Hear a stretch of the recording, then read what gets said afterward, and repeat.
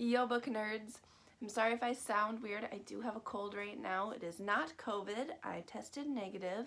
As you know, I love classic literature and I try to read a variety of classics, but if you've never read classics, you may be wondering where to start. So this video is to give my recommendations on where to start with European classics. I'm going to try to do another video in the future of where to start with American classics, but I'm doing European classics for this video.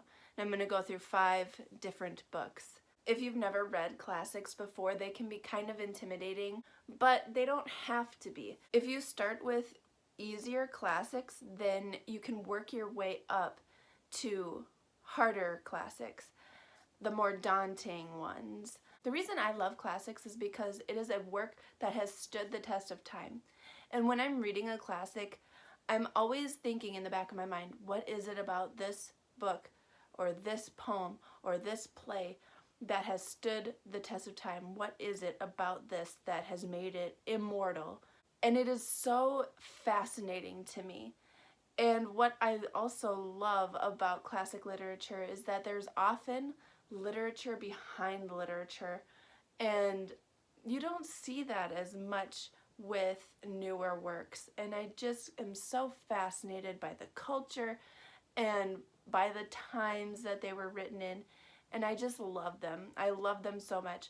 And so if I can help more people fall in love with classics, I would love to do that. That would be great. So let's kick it off. I have 5 books that I'm going to recommend if you're looking for an easy place to start with European classics. Peter Pan by J.M. Barrie. This is a children's classic. J.M. Barrie is a Scottish writer, and this is just such a masterpiece.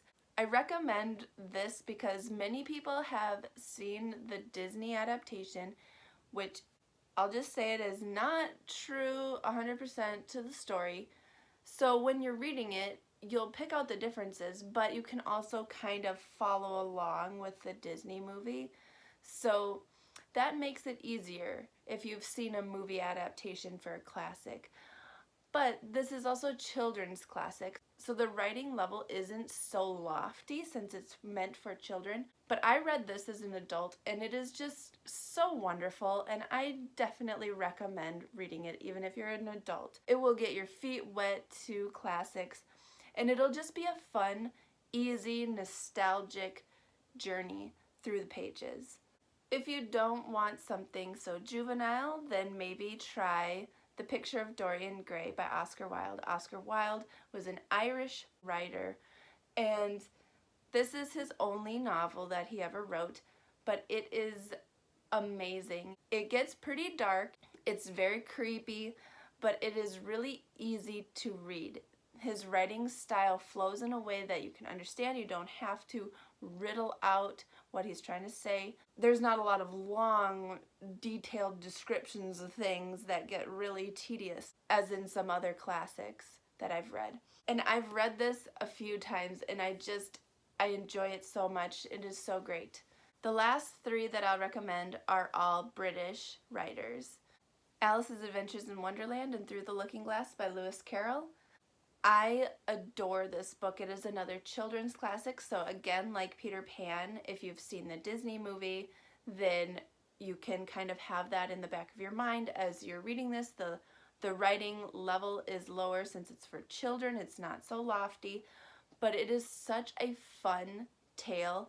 I just could not put it down. I read it last year as an adult, and I just got so much enjoyment out of it. So you do not need to be a child to read children's classics. You don't need to be a child to read any children's book, but I definitely recommend reading this. It's so wacky, but it is easy to understand and easy to follow.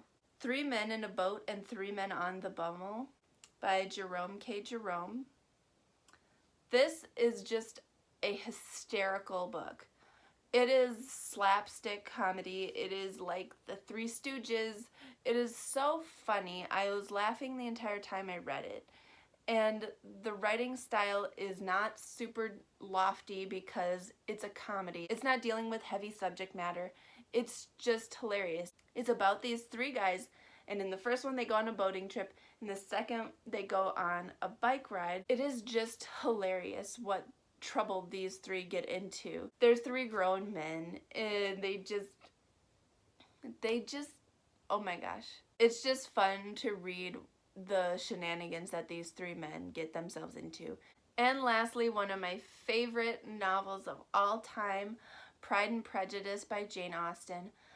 This gets recommended a lot, I think, for people looking to get in classics, and for good reason. It is very easy to follow, it is beautifully written, and the story is just phenomenal.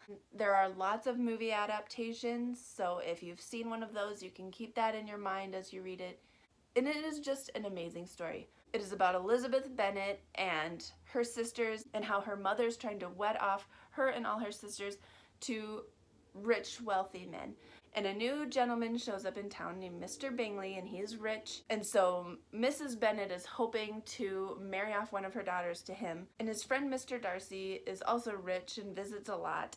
And Mr. Darcy is this very proud man, and him and Elizabeth butt heads from the beginning. It is just one of those books that I couldn't put down because I had to know what was going to happen next. But at the same time, it's not a super fast-paced book. It just kind of floats along at a good pace. It's not super slow, it's not super fast. And that's really nice for a classic too if you're not used to classics. So you can just kind of stroll along through the story. I just love this book so much. It is definitely one of my favorite books, if not my favorite book of all time. So these are my recommendations for where to start with European classics. If you're new to classics, I think any one of these would be a great place to start. If you think I should have included a different book on this list, let me know in the comments, because this is just my opinion. So someone might disagree that these might not be the best places to start. So if you think there's a different European classic that should have been on this list, put it in the comments so that other people can see it there. Don't forget to like this video and subscribe to my channel. I put out new videos every Monday. Thanks for talking books with me.